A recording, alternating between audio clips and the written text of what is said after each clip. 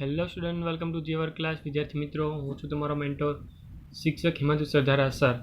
અને આજના ટોપિકમાં આપણે જોવા જઈ રહ્યા છીએ આલ્ડીહાઇડ અને કીટોન સંયોજનોના રાસાયણિક પ્રક્રિયા માટેનો ટોપિક, કે જેમાં અલગ અલગ પ્રક્રિયાઓ પોસિબલ છે, જેમ કે કેન્દ્રાનુરાગી ઓક્સિલ પ્રક્રિયા હોય, રિડક્શન પ્રક્રિયા છે, ઓક્સિડેશન પ્રક્રિયા છે. આવી અલગ અલગ પ્રક્રિયાઓ દ્વારા આપણે સમજવા જઈ રહ્યા છીએ તેની રાસાયણિક પ્રક્રિયાઓનો ભાગ. અલગ અલગ બહુ બધી પ્રક્રિયા આવે છે, આપણે વન બાય વન જ સમજીશું, નો ડાઉટ, કોઈ ચિંતા કરવાની જરૂર નથી. પણ તો એટલી વસ્તુ ક્લિયર રાખજો વિદ્યાર્થી મિત્રો, જ્યારે પણ આપણે કાર્બોનિલ સમૂહની વાત કરતા હોઈએ તો એવા સ્વાભાવિક છે કે આલ્ડીહાઇડ અને કીટોન બંને સંયોજનો કે જેની અંદર કાર્બોનિલ સંયોજન હોય, કાર્બોનિલ સમૂહ જેની પાસે હોય, તો સ્વાભાવિક એ રાસાયણિક પ્રક્રિયાને જ્યારે જોવામાં આવે છે તો એ બંને સમાન પ્રકારની વર્તણૂક સાથે કામકાજ કરે છે. તો શરૂઆત કરીએ પહેલી પ્રક્રિયા, અને પહેલી પ્રક્રિયાના ટોપિકના ભાગ સ્વરૂપે એ સમજો કે પહેલી પ્રક્રિયા આપણે આજના દિવસ માટે સમજવા જઈ રહ્યા છીએ, નંબર 1, અને એ છે કેન્દ્રાનુરાગી યોગશીલ પ્રક્રિયા. કેન્દ્રાનુરાગી યોગશીલ પ્રક્રિયા.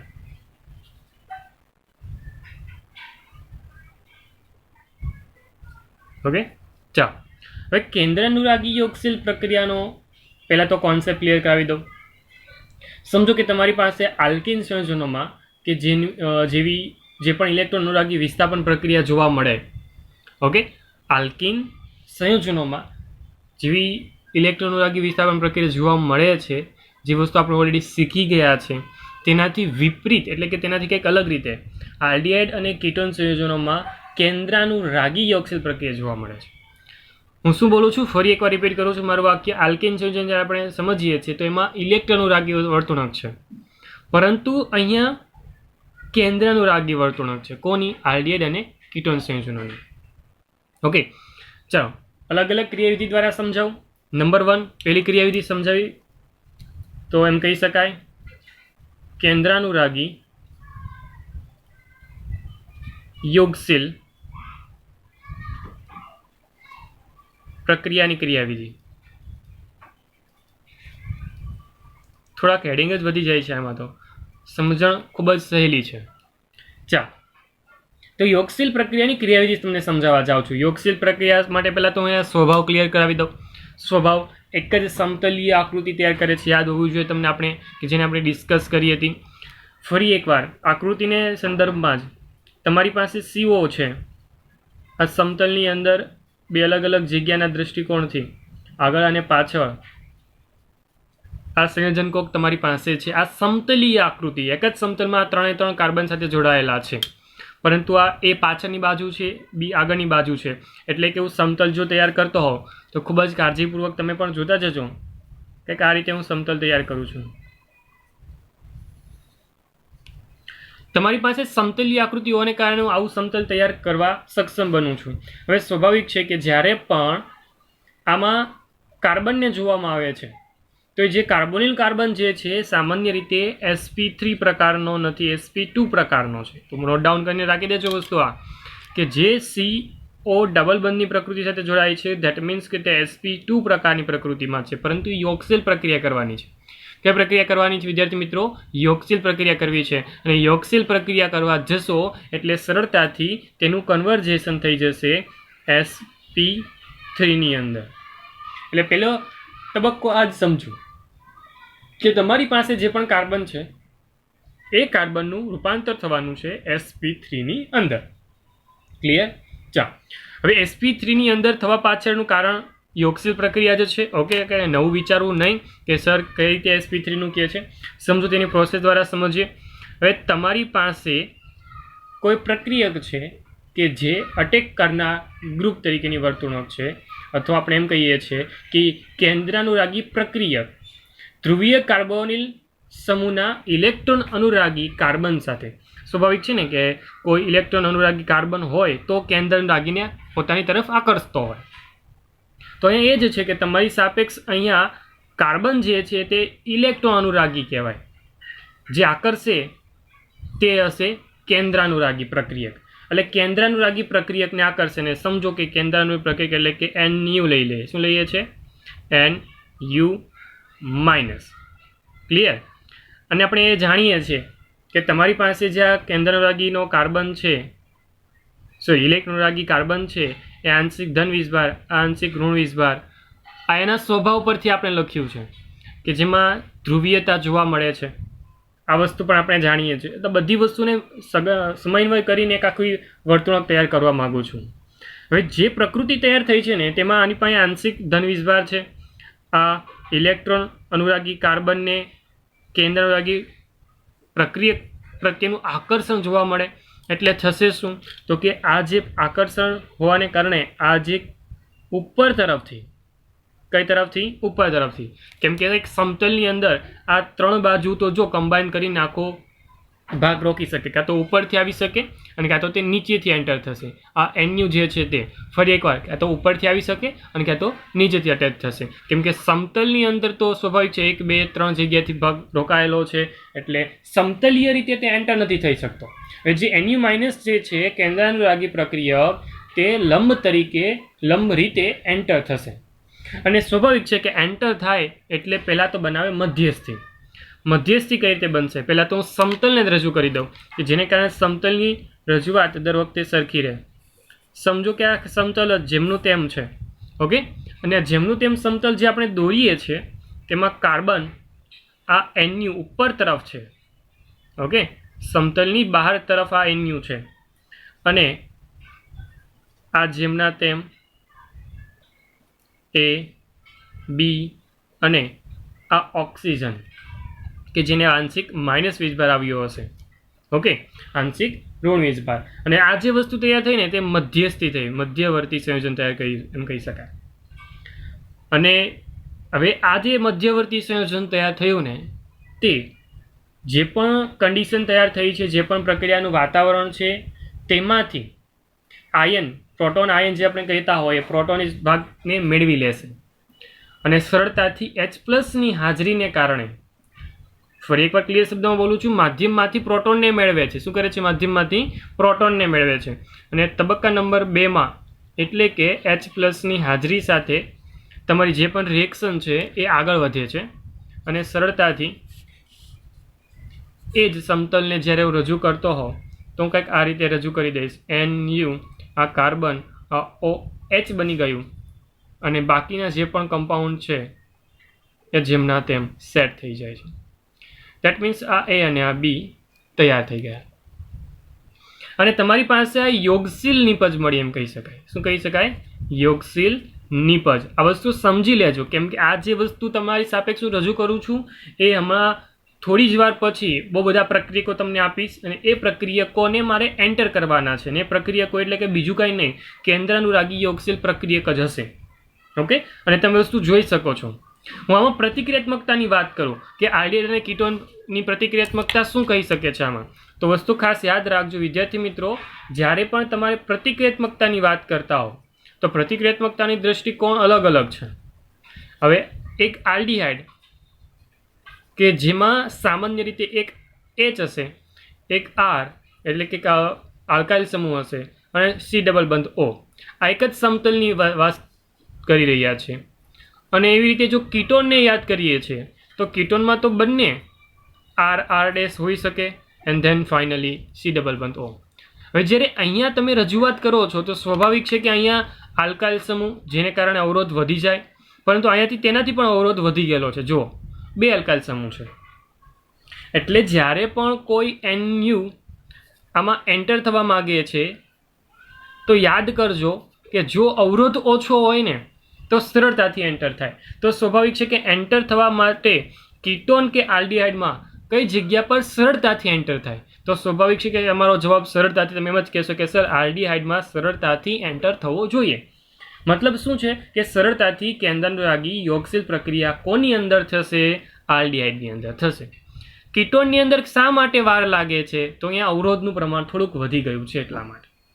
હવે આ પ્રતિક્રિયાત્મકતાની વાત કરીએ છીએ તો સ્વાભાવિક છે કે અલગ અલગ બહુ બધા સવાલો પૂછાય. જેમ કે હું એમ કહી દઉં કે તમારી પાસે CH3, CH2, CHO આલ્ડીહાઇડની વાત કરું છું હું, 2 પ્રકારના આલ્ડીહાઇડ સંયોજન તમારી સાપેક્ષ રજૂ કરી દઉં અને તેમાં પણ એરોમેટિક અને એલિફેટિક એવા 2 સંયોજન છે.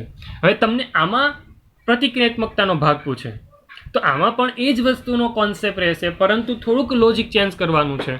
હવે જો અહીંયા એન્ટર થવા પાછળ કારણ જવાબદાર કાર્બન આ છે, જ્યારે અહીંયા જવાબદાર કાર્બન આ છે, પરંતુ વારંવાર આ વસ્તુ લોજિકમાં આવે છે, વારંવાર આ વસ્તુ દર વખતે આપણે જોઈએ છીએ કે જ્યારે આ બંધ જે છે ને એ સ્વાભાવિક છે કે જે સસ્પંદનની એક ભૂમિકા ભજવતો હોય. એટલે આની સાથે એક સસ્પંદન બંધારણ જ્યારે રજૂ કરતો હોય ને વિદ્યાર્થી મિત્રો, તો એ સસ્પંદન બંધારણ ખાસ કાળજીપૂર્વક જોજો, કંઈક આ રીતે તમે વિચારી શકો છો. અને આઈ થિંક સો કે તમે વિચારશો એટલે આંશિક ડબલ બંધની પ્રકૃતિ તમે અહીંયા મૂકી શકતા હો છો. આમાં થઈ ગયું માઇનસ ચાર્જ સાથે, ક્લિયર.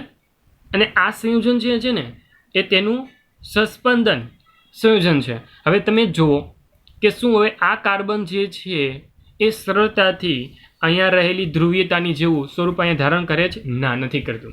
એટલે જ્યારે એરોમેટિક અને એલિફેટિકની વાત કરવામાં આવે, આલ્ડિહાઇડ કીટોનમાં આપણે સમજી લીધા કે આલ્ડિહાઇડની અંદર સરળતાથી પ્રક્રિયા થઈ શકશે, પરંતુ બે જ આલ્ડિહાઇડ સંયોજન તમારી સાપેક્ષમાં રજૂ કરી દઉં છું.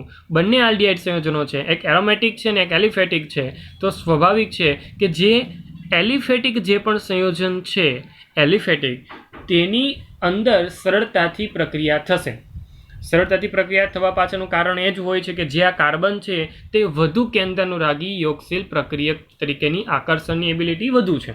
ઓકે, પરંતુ યાદ રાખજો કે એ કેન્દ્રાનુરાગીને આકર્ષે છે તો પોતાનું સ્વરૂપ કેવું છે? ઇલેક્ટ્રોન અનુરાગીનું. ઓકે, પોતાનું સ્વરૂપ કેવું છે? ઇલેક્ટ્રોન અનુરાગીનું. એટલે આપણે એવા લોજિક સાથે પણ કામકાજ કરી શકીએ છીએ કે જેમ આકર્ષણ વધુ હોય તો સ્વાભાવિક છે આકર્ષણ ક્યારે વધુ હોય? ઇલેક્ટ્રોન અનુરાગીની પોતાની એબિલિટી વધુ હોય. પરંતુ આ જે કાર્બન છે એ ઓછો ઇલેક્ટ્રોન અનુરાગી છે એમ કહેવાય. આ વધુ ઇલેક્ટ્રોન અનુરાગી કાર્બન થઈ ગયો, આ ઓછો ઇલેક્ટ્રોન અનુરાગી કાર્બન થઈ ગયો, કે જેને કારણે પણ તમે સમજી શકો છો. ક્લિયર? હવે તમે સસ્પેન્શન દ્વારા આ વસ્તુને ક્લિયર સમજવા માગોતા હો, આ સંયોજન કઈ રીતે થાય છે, તો ફરી એકવાર આ વસ્તુ ક્લિયર કરી લેવાનું, કે જેને કારણે તમારું ઉપરનું સ્ટ્રક્ચર તમને પાછું મળી જાય છે. ક્લિયર? ચાલો, તો આ એક સિમ્પલ લોજિક હતો, એક સિમ્પલ બાબત હતી. પણ આ વૈકલ્પિક ભાગમાં વારંવાર પૂછાતી વસ્તુમાં આ તમને જોવા મળતો હોય સવાલ કે પ્રોપેનાલ અને બેન્ઝાલ્ડિહાઇડ એમ બે શબ્દ આપી દેશે ને પછી કહેશે કે આમાં કોની રિએક્શનનો જવાબ પહેલાં નીકળે અને કોની રિએક્શનનો જવાબ પછી નીકળે. આવા લોજિકલ જવાબ હોઈ શકે છે. અને એ જગ્યા પર તમે થિયરીને યાદ કરવા બેસો તો થિયરીમાં આવું કાંઈ દેખાતું ન હોય અને પછી આપણે કન્ફ્યુઝ થઈ જાય. તો આપણે કોઈ કન્ફ્યુઝ થવાની જરૂર નથી. ફક્ત આવી રીતે લોજિકલ યાદ રાખો કે જ્યાં અવરોધ વધુ હશે એન્ટર થનાર ગ્રુપ પણ જવાબદાર છે અને અવરોધ પણ જવાબદાર છે, અને કઈ રીતેની વર્તુણક અહીંયા તમને જોવા મળે છે એ વસ્તુ પણ જવાબદાર છે. ક્લિયર? ચાલો, તો આ કન્ડિશન વાઇઝ ક્રિયાવિધિને સમજી અને તેની પ્રતિક્રિયાત્મકતાને સમજી. હવે આગળ વધીએ છીએ આ જ કેન્દ્રાનુરાગી પ્રક્રિયા ટોપિકની અંદર થોડુંક એવું આગળ વિચારતા. એટલે કે હવે ખાસ કાળજીપૂર્વક યાદ કરજો, જે પણ કેન્દ્રાનુરાગી પ્રક્રિયક છે તેની યોગશીલ અને વિલોપન પ્રક્રિયાઓના કેટલાક ઉદાહરણો હું તમારી સાપેક્ષ રજૂ કરવા માંગુ છું. આ કેન્દ્રાનુરાગી યોગશીલ વિલોપન પ્રક્રિયા છે, એટલે જે ઉપરની ક્રિયા તમે સમજીને તે જ ક્રિયા સમજવાની છે, તે જ ક્રિયા કરવાની છે. ચાલો, 1 by 1 ફટાફટ આપણે પ્રક્રિયકો લેશું અને એ પ્રક્રિયકોની જે પણ નિપજ બને તે પણ આપણે ફટાફટ બનાવીશું. ચાલો, શરૂઆત કરીએ. પહેલી રિએક્શન હું કરાવવા માગું છું હાઇડ્રોજન સાયનાઇડ સાથે. Hydrogen cyanide. હાઇડ્રોજન સાયનાઇડની રિએક્શન છે ને વિદ્યાર્થી મિત્રો ખૂબ જ ધીમી થાય છે. એટલે પ્રોબ્લેમ શું આવે કે રિએક્શન જ્યારે કરવાનું સ્ટાર્ટ કરાવે ને તો લાંબો સમય થાય ને પછી રિએક્શન પૂર્ણ થાય. એટલા માટે હાઇડ્રોજન સાયનાઇડ સીધી પ્રક્રિયા ન કરતા એને આપણે સ્વાભાવિક છે કે બેઝ સાથે પ્રક્રિયા કરાવવાની હોય. એટલે હાઇડ્રોજન સાયનાઇડની બેઝ સાથે પ્રક્રિયા થાય પહેલાં તો. એટલે શું થશે કે તેમાં રહેલો જે પ્રક્રિયક છે CN- અને અહીંયા સાથે છૂટું પડશે H2O. હવે આ જે CN- છે ને એ પ્રબળ કેન્દ્રાનુરાગી પ્રક્રિયક છે. કેવો છે? પ્રબળ કેન્દ્રાનુરાગી. પ્રબળ કેન્દ્રાનુરાગી પ્રક્રિયક.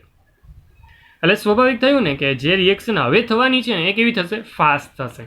પહેલાં HCl હતું તો પ્રક્રિયા ધીમી થાય છે. પરંતુ જો તમે CN માઇનસને ધ્યાનમાં લઈને કરો, HCN છે તો ધીમી થાય છે, પરંતુ CN માઇનસને પ્રક્રિયા કરવા માટે સક્ષમ બનાવી દેશો તો સ્વાભાવિક છે કે તે પ્રબળ કેન્દ્રાનુરાગી પ્રક્રિયકની ભૂમિકામાં છે. અને એ કઈ રીતે બને છે તો કે તમારે ફક્ત અને ફક્ત HCNની બેઝ સાથે રિએક્શન કરાવવાની છે, બેઝ સાથે પ્રક્રિયા કરાવવાની છે. અને નિપજ શું બને? નિપજ ખાસ નામ યાદ રાખજો વિદ્યાર્થી મિત્રો, એ નામ અગત્યનું બને છે. નિપજમાં બને છે સાયનોહાઇડ્રીન. કઈ રીતે બને છે ખાસ કાળજીપૂર્વક જોઈ લો. સમજો કે તમારી પાસે આ કાર્બોનિલ સમૂહ છે, આંશિક ધન વીજભાર, આંશિક ઋણ વીજભાર, પ્રક્રિયાની અંદર CN માઇનસ, અને એ CN માઇનસ એટલે કે NUની ભૂમિકા ભજવે છે. ક્યાં એન્ટર થશે? કાર્બન પાસે. કાર્બન પાસે એન્ટર થાય એટલે સ્વાભાવિક છે કે તમે જેમ આગળનું સંયોજન બનાવ્યું તે જ રીતે મધ્યસ્થી બનશે. પહેલાં તો આ કાર્બન, આ ઓક્સિજન અને તેની સંયોજકતા સાથે છૂટું પડીને મળી ગયું. આ એક ચોક્કસ પ્રકારનું મધ્યસ્થી બન્યું. અને આ મધ્યસ્થી એટલે બીજું કાંઈ નહીં પરંતુ જે આપણે વારંવાર બનાવીએ છીએ તે જ ચતુષ્ફલકીય મધ્યવર્તી સંયોજન. ઓકે. અને સ્વાભાવિક છે કે જેમ આપણે વારંવાર કહીએ છીએ તે મુજબ H+ વાતાવરણના જે પણ કન્ડિશન છે, મતલબ જે પણ માધ્યમમાંથી H+ મેળવવાની વાત છે તે મુજબ H+ મેળવી લેશે અને સરળતાથી અહીંયા એઝ અ નિપજ તરીકે OH અને સાથે સાથે CN ધરાવતું એક સંયોજન તૈયાર કરે. OH અને CN એક જ કાર્બન પર હોય તો તેને કહેવામાં આવે છે સાયનોહાઇડ્રીન. શું કહેવામાં આવે છે વિદ્યાર્થી મિત્રો? સાયનોહાઇડ્રીન. એટલે શું યાદ રાખવાનું છે કે જ્યારે પણ તમે પ્રક્રિયા કરાવો છો તો પ્રક્રિયામાં સામાન્ય રીતે આપણે પ્રક્રિયા કરાવીએ HCN સાથે અને HCNને કારણે નિપજ તમને મળી આવે છે સાયનોહાઇડ્રીન. શું મળે છે? સાયનોહાઇડ્રીન. ક્લિયર? ચાલો, આ હતી પહેલી પ્રક્રિયા. ચાલો બીજી પ્રક્રિયા વિશે આગળ વધીએ. ચાલો બીજી પ્રક્રિયા વિશે આગળ વધતા હું એમ કહું કે મારે પ્રક્રિયા કરાવી છે સોડિયમ હાઇડ્રોજન સલ્ફેટ સાથે, સલ્ફાઇટ સાથે. ચાલો પ્રક્રિયા નંબર 2 હું કરાવું છું કોની સાથે? Sodium hydrogen sulphite. જો ફોર્મ્યુલા લખું ને તો NaHSO3 રહેશે. ઓકે, સલ્ફાઇટ છે એટલા માટે. ચાલો આની પ્રક્રિયા જરૂર કરાવવા માંગતો હો કોની સાથે કરાવવાની છે? સ્વાભાવિક છે CO પ્રક્રિયા થશે. NaHSO3ની પ્રક્રિયા આગળ વધે એટલે સ્વાભાવિક છે કે મધ્યવર્તી સંયોજન તૈયાર થાય. અહીંયા ઓક્સિજન છૂટું પડ્યું, એ ઓક્સિજન સાથે લાગી જશે Na અને બાકીનું જે સંયોજન છે અહીંયા છૂટું પડીને લાગી જશે કે આ રીતે. પરંતુ ખાસ વિદ્યાર્થી મિત્રો યાદ શું રાખવાનું છે? યાદ એ રાખવાનું છે કેન્દ્ર તરીકે હાઇડ્રોજન ન આવે, ક્યારે પણ ન આવે. એટલે આને લખતી વખતે આપણે આવી રીતે લખશું OSO2H.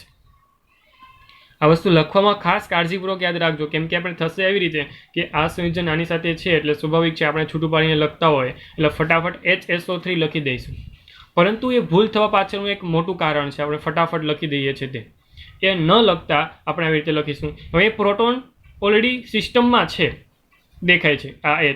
તો અહીંયા હવે શું થશે? અહીંયા થશે પ્રોટોનનું સ્થળાંતર એટલે કે ટ્રાન્સફર થશે, અથવા કહી શકાય કે જે પણ પ્રોટોન છે એનું સરળતાથી ગોઠવણી થાય છે, પુનઃ ગોઠવણી કહી શકાય. ચાલો અને એ થઈ જશે કંઈક આ રીતે OH અને આ Na જે છે તે SO2Na સ્વરૂપમાં આવી જશે. અને જે નિપજ તૈયાર થઈને તે નિપજનું પણ ચોક્કસ નામ છે અને એનું નામ રહેશે બાયસલ્ફાઇડ યોક્સિલ નિપજ. ઓકે. અને એક ચોક્કસ પ્રકારનો સ્ફટિક પ્રણાલી મુજબની આ એક નિપજ મળી છે તમને. વિદ્યાર્થી મિત્રો આમાં શું યાદ રાખવાનું છે, શું સમજવાનું છે? એકદમ સિમ્પલ યોક્સિલ પ્રક્રિયા હતી, એકદમ સિમ્પલ યોક્સિલ નિપજ બની. હવે આરડીઆર હોય કે પછી કીટોન હોય, એકદમ સિમ્પલ પ્રક્રિયા છે. બાકીનો ભાગ તો જે એઝ ઇટ ઇઝ જે આવવાનો છે તે જ છે, આરડીઆર હોય કે કીટોન હોય. પરંતુ જે પણ કેન્દ્રાનુરાગી પ્રક્રિયક એન્ટર થવાનો છે એ કઈ રીતે થાય આપણે વારંવાર જોઈએ છે સિસ્ટમ, એ જ પ્રકારની પ્રક્રિયા છે. ઓકે. પરંતુ હું જે કહું છું તેમાં ફોકસ કરવા જેવી બાબત એ છે કે જ્યારે આપણે અવકાશી અસરની દ્રષ્ટિકોણથી જોવા જઈએ, અવકાશી રજૂઆતને જોવા જઈએ તો અહીંયા જે સ્થાનાંતર થાય છે હાઇડ્રોજનનું અથવા એમ કહી શકાય પ્રોટોનનું, તો સ્વાભાવિક છે કે જે પણ આલ્ડિહાઇડ સંયોજનો માટે જે કહી શકાય તે આ નિપજ યોગ્ય રહે છે, પરંતુ જ્યારે કીટોન સંયોજનની વાત કરવામાં આવે તો યોગ્ય રીતે કે આ સંયોજન યોગ્ય રીતે મતલબમાં વધુ સરળતાથી તે સ્ટેબલી ફોર્મમાં તમને જોવા મળતું, સ્ટેબલ ફોર્મમાં જોવા મળતું હોય. એટલે હાઇડ્રોજન સલ્ફાઇડ યોક્સિલ પ્રક્રિયક જે પણ છે એ રિવર્સમાં પણ નિપજ તમને આપી શકે છે. રિવર્સમાં કઈ રીતે સર? રિવર્સમાં એ રીતે કે જે હાઇડ્રોજન સલ્ફાઇડ જે છે એ ફરી એકવાર પાણી સાથે પ્રક્રિયા કરશે. પાણી સાથે પ્રક્રિયા મતલબ એવું છે કે પાણીમાં દ્રાવ્ય થઈ જાય, અને પાણીમાં દ્રાવ્ય થશે અને તેની સાથે મંદ ખનિજ એસિડ અથવા તો બેઝની પ્રક્રિયા થાય, અથવા તો પ્રક્રિયા કરીને ફરી એકવાર કાર્બોનનું સંયોજન તમને પાછું મળે. શું બોલું છું? ફરી એકવાર ક્લિયર શબ્દમાં થોડાક રજૂઆત સાથે લખી દઉં તો સમજો કે તમારી પાસે હાઇડ્રોજન સલ્ફાઇડ છે, HSO3-, જેને આપણે હાઇડ્રોજન સલ્ફાઇડ બોલીએ છીએ. હવે તેની પ્રક્રિયા હું પાણી સાથે કરાવી દઉં તો સ્વાભાવિક છે કે પાણી સાથે પ્રક્રિયા કરશે, સાથે સાથે મારે મંદ ખનિજ એસિડ, યાદ રાખજો વિદ્યાર્થી મિત્રો આને પણ, મંદ ખનિજ એસિડ અથવા બેઝ, પાણી સાથે પ્રક્રિયામાં મંદ ખનિજ એસિડ અથવા તો બેઝ સાથે પ્રક્રિયા થશે, એટલે જે પણ કાર્બોનિલ સંયોજન હતું તમારું મૂળ કાર્બોનિલ સંયોજન કહી શકાય, એ મૂળ કાર્બોનિલ સંયોજન તમને પાછું મળી શકે છે એઝ અ નિપજ સ્વરૂપે. એટલે આ વસ્તુ ખાસ યાદ રાખજો વિદ્યાર્થી મિત્રો.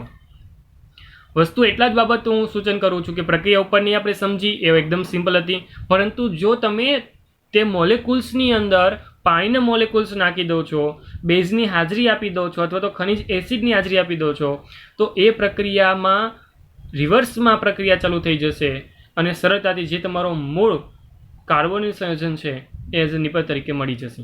એટલે આ પ્રક્રિયામાં ખાસ ધ્યાન આપવું પડે છે કે પ્રક્રિયા દરમિયાન જો પાણીનો મોલેક્યુલ્સ હોય તો તેને દૂર કરી લેવાનો હોય છે. એટલે કાળજી રાખવા જેવી પ્રક્રિયા છે અને સમજણમાં પણ લેવા જેવી પ્રક્રિયા છે. ચાલો આગળ વધીએ.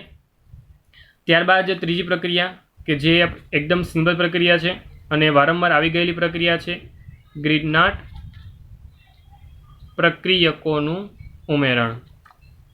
હવે આ પ્રક્રિયા તો વારંવાર આવી છે, એટલે તમને સમજ હોવી જ જોઈએ કે તમારી પાસે C=O છે તો RMGX કે જેને કહેવામાં આવે છે ગ્રીડનાટ પ્રક્રિયક, અને એ પ્રક્રિયા કરશે તો કંઈક આ રીતે કરે, આ O અને તેની સાથે જોડાય છે MgX, અને આ બીજી સંયોજકતા છૂટી પડે ત્યાં જોડાઈ જાય મારો R. આ જે સંયોજન બન્યું છે તે મધ્યસ્થી બન્યું છે.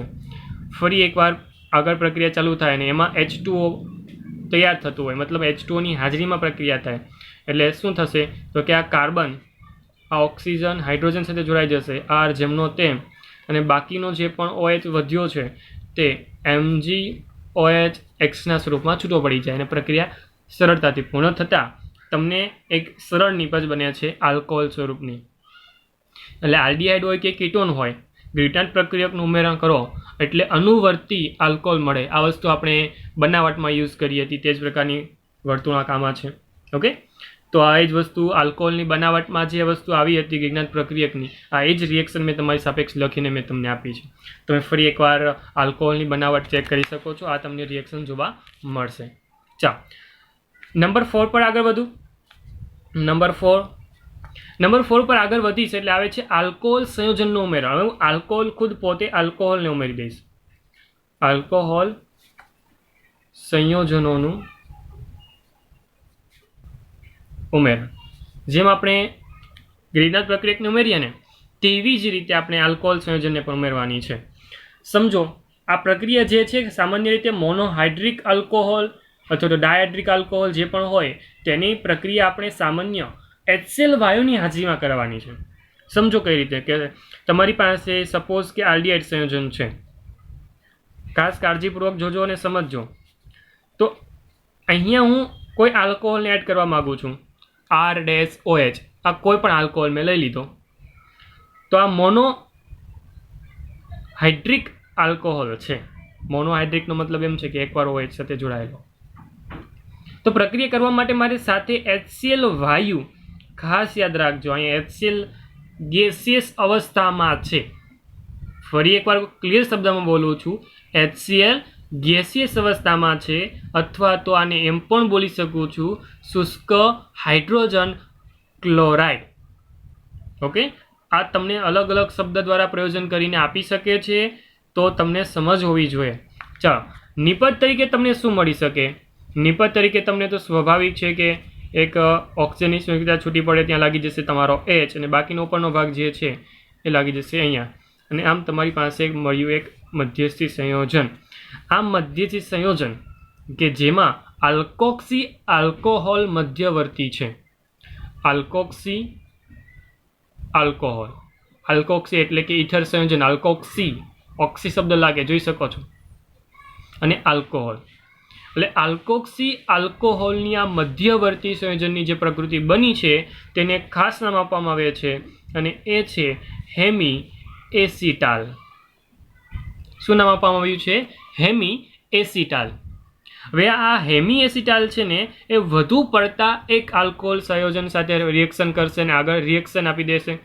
ધેટ મીન્સ કે R-OH સાથે ફરી એકવાર રિએક્શન કરશે અને RCHOR-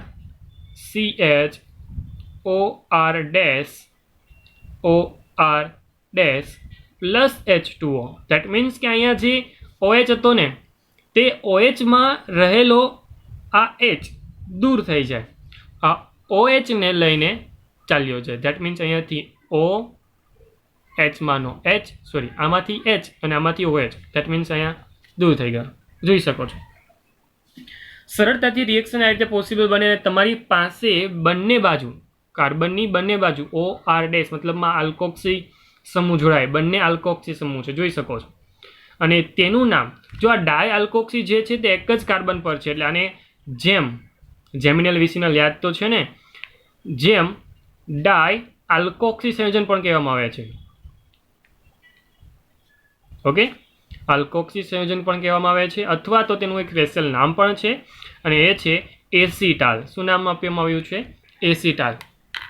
એટલે વિદ્યાર્થી મિત્રોનું નામ ખાસ યાદ રાખજો. આને કહેવામાં આવે છે હેમી એસિટાલ અને આને કહેવામાં આવે છે એસિટાલ. ક્લિયર?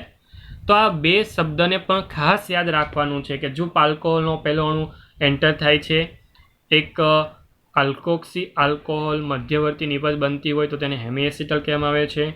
આ જેમિનલ પ્રકારના ડાયઆલ્કોક્સી સંયોજન બનતું હોય તો તેને એસિટાલ કહેવામાં આવે છે. આ વાત કેની કરી આપણે? આલ્ડીહાઇડ સંયોજનની કરી. હું કીટોન સંયોજનની વાત કરી દઉં. ચાલો કીટોન સંયોજનની વાત કરી દઉં. સમજો, થોડુંક નીચે લખું છું અહીંયા. હવે તમારી પાસે કીટોન સંયોજન છે R અને આ થઈ ગયું CO, અને એ પ્રક્રિયા કરે છે CH2OH CH2OH. આનું નામ કોઈ કહેશે? ચલો વિડીયો સ્ટોપ કરો, નામ આનું કોમેન્ટ બોક્સમાં લખો એન્ડ ધેન ફરી એકવાર આ જુઓ. ચલો લખ્યું? ચાલો નામ યાદ કરી લેજો. જેને પણ લખ્યું છે તે નામ ચેક કરી લેજો. એ નામ છે ઇથિલિન ગ્લાયકોલ. ઇથિલિન ગ્લાયકોલ પણ આલ્કોહોલિક ભાગ જ છે. એક ચોક્કસ પ્રકારનો આપણે આલ્કોહોલિક ભાગ જ લીધો છે, કંઈ નવું કર્યું નથી. જેમ ઉપર કરતા હતા તેવું જ છે, પરંતુ અહીં આપણે મોનો હાઇડ્રોક્સી આલ્કોહોલ લીધો છે. અહીંયા આપણે અલગ પ્રકારનો આલ્કોહોલ યુઝ કર્યો છે, વાપર્યો છે. ચાલો, પ્રોસેસના ભાગ સ્વરૂપે HCl વાયુ એટલે કે શુષ્ક hydrogen chloride as it is રાખવાનો જ છે. પ્રક્રિયા કઈ રીતે થશે? પ્રક્રિયાને ખાસ કાળજીપૂર્વક જોજો. આ કાર્બન જેમનો તેમ, આ ઓક્સિજન પણ જેમનો તેમ, પરંતુ અહીંયાથી H2O દૂર થઈ જાય. શું દૂર થઈ જાય? H2O. અને એ H2O દૂર થવાની સાથે આ સંયોજન કંઈક આ રીતે બને, CH2 અને આ બંને કાર્બન છે.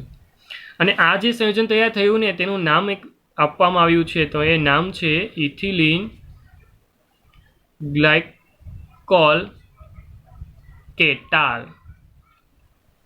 ઇથિલિન ગ્લાયકોલ, તો આ એ જ વસ્તુનું નામ છે, ઇથિલિન ગ્લાયકોલ કેટાલ. ઓકે, સમજ પડી ગઈ? કોઈ જ વસ્તુ નવી નથી, એકદમ સેમ વસ્તુ જ છે. ફક્ત ને ફક્ત લોજિક કોન્સેપ્ટને થોડુંક સમજી વિચારીને કામકાજ કરવાનું છે. ઓકે, હવે આ જે HCl વાયુ છે એ કાર્બોનિલ કાર્બન એટલે કે જે આ કાર્બન છે તે કાર્બોનિલ કાર્બનના ઓક્સિજનને પ્રોટોનીકૃત કરે, અને તેને કારણે જે કાર્બનનો જે પણ આ કાર્બન છે તે ઇલેક્ટ્રોન અનુરાગિતામાં વધારો થઈ જાય. એટલે શું થાય કે આ જે કાર્બન છે ને એની પાસે ઇલેક્ટ્રોન અનુરાગીતાનું જે પણ લેવલ છે અથવા તેમ કહી શકાય ઇલેક્ટ્રોન અનુરાગીની જે પણ પ્રકૃતિ છે એ વધતી જાય, એન્કરેજ થાય. શું કામ? તો કે આ HClના કારણે. અને જો આ સરળતાથી ઇલેક્ટ્રોન અનુરાગીતા વધુ ધરાવતો હોય તો અહીંયા કેન્દ્રાનુરાગી પ્રક્રિયક સરળતાથી એન્ટર થઈ શકે. અને સરળતાથી કેન્દ્રાનુરાગી પ્રક્રિયક એન્ટર થાય તો સ્વાભાવિક છે કે પ્રક્રિયા એટલી સરળ બની જાય. સમજાણું? હું અહીંયા પણ એ જ વસ્તુ રિપીટ કરીશ, ખાસ કાળજીપૂર્વક સાંભળજો કે જે મેં ઉપર પણ એકવાર વાત કરી. સમજો કે તમારી પાસે એસિટાલ અને કીટાલ બને છે, એસિટાલ અને કીટાલ. ઓકે, તો આ જેવા એસિટાલ અને કીટાલ સંયોજન છે ને, એસિટાલ અને કીટાલ સંયોજન, જો તેની પ્રક્રિયા હું કરાવી દઉં ખનિજ એસિડ અથવા બેઝ ના અથવા એમ કહી શકાય જળ વિભાજન, ખનિજ એસિડ સાથે જળ વિભાજનની વાત કરું છું. ચાલો, ખનિજ એસિડ સાથે જળ વિભાજનની વાત કરી. કોની વાત કરું છું? એસિટાલ અને કીટાલની. એસિટાલ અને કીટાલ જે તમને એઝ અ નિપજ તરીકે મળે છે લાસ્ટમાં, એની પ્રક્રિયા મારે કરવાની છે ખનિજ એસિડની હાજરીમાં જળ વિભાજન. ઓકે, એટલે સમજો જે આપણે ઉપર પણ વાત કરી હતી કંઈક આ રીતે, H2O ની હાજરીમાં ખનિજ એસિડ હતો તો બેઝની હાજરી. તો બસ એ જ વાત હું અહીંયા કરી રહ્યો છું, એની જેવી જ વાત કરી રહ્યો છું કે જો તમે એ કન્ડિશન પાછી આપશો ને તો વિદ્યાર્થી મિત્રો તમને અનુવર્તી આલ્ડીહાઇડ અને કીટોન મળી શકે છે. ધેટ મીન્સ કે એસિટાલ અને કીટાલનો યુઝ કરીને પણ આપણે આલ્ડીહાઇડ કીટોનમાં રિવર્સ પાછા જઈ શકીએ છીએ. આ ક્રિયાવિધિ એવી બધી હતી કે જે અનુવર્તી એસિટાલ અને કીટાલ આપણે મળતા હતા, પરંતુ એની રિવર્સમાં રિએક્શન આપણે લઈને આલ્ડીહાઇડ કીટોનને ફરી એકવાર મેળવી શકીએ છીએ. ઓકે, તો આ વસ્તુ ખાસ કાળજીપૂર્વક નોટ ડાઉન કરી લેજો અને આ વસ્તુને ખાસ યાદ પણ રાખજો, કેમ કે કોઈ જગ્યા પર તમને જરૂર પડી શકતા. ચાલો, એટ ધ લાસ્ટ આ યોગશીલ પ્રક્રિયાઓના અંત તરફ આપણે આગળ વધીએ તો લાસ્ટમાં રહેશે એમોનિયા અને તેના વ્યુત્પન્નોનું ઉમેરણ. હવે આ પ્રક્રિયા એકદમ સિમ્પલ પ્રક્રિયા છે, જે વારંવાર આપણે જોઈને તેવી જ પ્રક્રિયા છે, કોઈ જ નવું નથી. શું કરવાનું છે તો કે તમારી પાસે છે CO કાર્બોનિલ સમૂહ. ઓકે, હવે તેમાં છે ને આપણે એમોનિયા અને તેના વ્યુત્પન્નો, એમોનિયા એટલે કે NH3 આપણે જાણીએ છીએ. ઓકે, NH3, પરંતુ તેના વ્યુત્પન્નો હોય ને તો એને વ્યુત્પન્નો માટે હું આવી રીતે લખીશ R અથવા તો Z આપી દઉં. અત્યારે હું Z લખું છું. આ ઝેડના સ્થાને હું અલગ અલગ ક્રિયાશીલ હું એન્ટર કરાવું. હું જો આ ઝેડના સ્થાને H લઈ લઉં તો એ એમોનિયા તૈયાર થયો. જો ઝેડના સ્થાને હું NH2 લઈ લઉં તો આખું સંયોજન શું બને? અહીંયા NH3 તૈયાર થયું ને, તો અહીંયા આખું સંયોજન શું તૈયાર થાય? NH2. તો આને શું કહેવાય? તો NH2 લઈશ તો તે હાઇડ્રોજન કહેવાય. સમજાય છે? તો હું આવી રીતે આ ઝેડ છે તે જગ્યા પર અલગ અલગ ક્રિયાશીલ સમૂહ જો લખ્યું છે તેના વ્યુત્પન્નો પણ, તો અલગ અલગ પ્રક્રિયા હું કરાવવા માગતો હોઉં તો સ્વાભાવિક છે ને પ્રામાણિક રીતે હું આ ઝેડ સાથે પ્રક્રિયા કરાવી દઉં.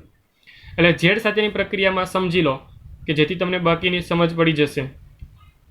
આ COની NH2 ઝેડ સાથે પ્રક્રિયા થાય તો શું થશે? તો મધ્યવર્તી બનશે.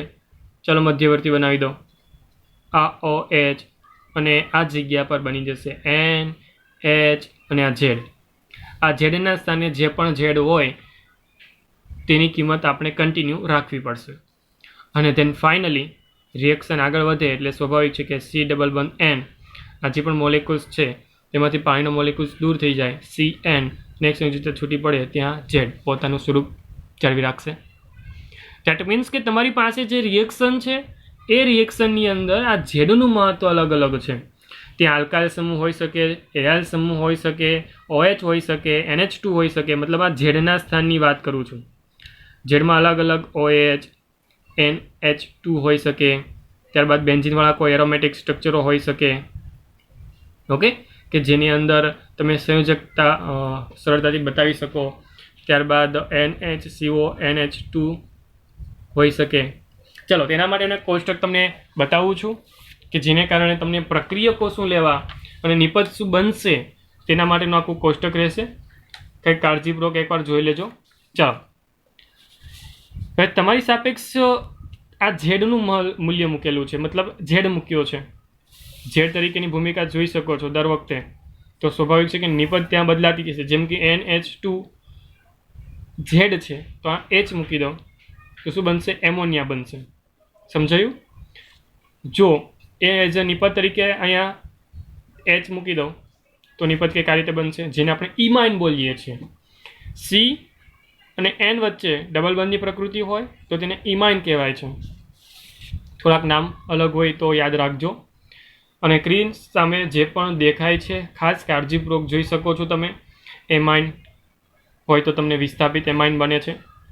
એમાઇન છે ને ઇમાઇન છે. ઓકે, ખાસ કાળજીપૂર્વક. ત્યારબાદ NH2OH તો હાઇડ્રોક્સી એમાઇન બને. નિપજ કંઈક આ રીતે બનશે CNOH, જેને આપણે કહીએ છીએ ઓક્ઝામ. એવી રીતે NH2NH2 આ NH2NH2 જેને આપણે હમણાં જે બતાવ્યું મેં હાઇડ્રોજન કહેવાય. નિપજ તમને મળશે હાઇડ્રોજોન, ઓન લાગશે. ઓકે, એવી રીતે NH2 સાથે જોડી દઉં NHC6H5 તો આને કહેવાય ફિનાઇલ હાઇડ્રોજન. નિપજ બનશે ફિનાઇલ હાઇડ્રોજોન. ઓકે, સરળ છે. ત્યારબાદ એક મોટું કોમ્પ્લેક્સ છે 2,4-ડાયનાઇટ્રો ફિનાઇલ હાઇડ્રોજન તો બનશે શું? સ્વાભાવિક છે, સમજી ગયા તમે, હાઇડ્રોજોન. ઓકે, 2,4-ડાયનાઇટ્રો phenyl hydrazone. And the last semicarbazide. Semicarbazide એટલે શું? ખાસ કાળજીપૂર્વક સમજજો. ફરી એકવાર બતાવી પણ દઉં તમને. NH2 તેની સાથે એટલે કે ઝેડ છે અને ઝેડના સ્થાને રહેશે NHC11O NH2. તો આખું જે સંયોજન તૈયાર થયું ને તેને કહેવામાં આવે છે સેમી કાર્બેઝાઇડ. શું કહેવામાં આવે છે? સેમી કાર્બેઝાઇડ. અને એઝ અ નિપજ તરીકે તમે જોઈ શકો છો તેને કહેવામાં આવે છે સેમી કાર્બેઝોન. શું કહેવામાં આવે છે? સેમી કાર્બેઝોન. ક્લિયર? ચાલો, આઈ વિશ કે તમે આ સરળતાથી જોયું, સમજ્યું. ના ટેબલ જે પણ છે તેને થોડુંક સરળતાથી સમજી લેજો. ચાલો આગળ વધું તો એમ કહી શકાય કે આમ અલગ અલગ હું 5 પ્રકારની રિએક્શન તમારી સાપેક્ષ મેં તમને કરી બતાવી. ફક્ત લોજિક એક જ હતો, દર વખતે નિપજ બદલાતી હતી, તેનું થોડુંક નામકરણ બદલાતું હતું. બસ કોન્સેપ્ટ એક જ છે કેન્દ્રાનુરાગી પ્રક્રિયકનો, કે તે લંબ રીતે એન્ટર થશે, મધ્યવર્તી બનાવશે અને મધ્યવર્તી એટલે સમચતુષ્ફલકીય મધ્યવર્તી અને ધેન ફાઇનલી યોગશીલ નિપજ તમને મળી જશે. ક્લિયર? ચાલો, તો આ પ્રક્રિયાઓને ખૂબ જ કાળજીપૂર્વક યાદ રાખવાની છે. ખાસ કરીને જે એસિટાલ કીટાલવાળી રિએક્શનો છે તેને પણ ખાસ કાળજીપૂર્વક લેવાની છે, સમજવાની છે, યાદ રાખવાની છે. તો વિદ્યાર્થી મિત્રો, આજના લેક્ચરમાં બસ એટલું જ રહેશે. કેન્દ્રાનુરાગી પ્રક્રિયકને આપણે યોગ્ય રીતે સમજી નેક્સ્ટ લેક્ચરમાં રિડક્શન, ઓક્સિડેશન એન્ડ ધેન પાછળની જે પણ રિએક્શનો છે તેને આપણે સમજીશું. ત્યાં સુધી મને રજા આપો. હું છું તમારો મેન્ટોર, શિક્ષક Himanshu Sardara sir. Thank you so much.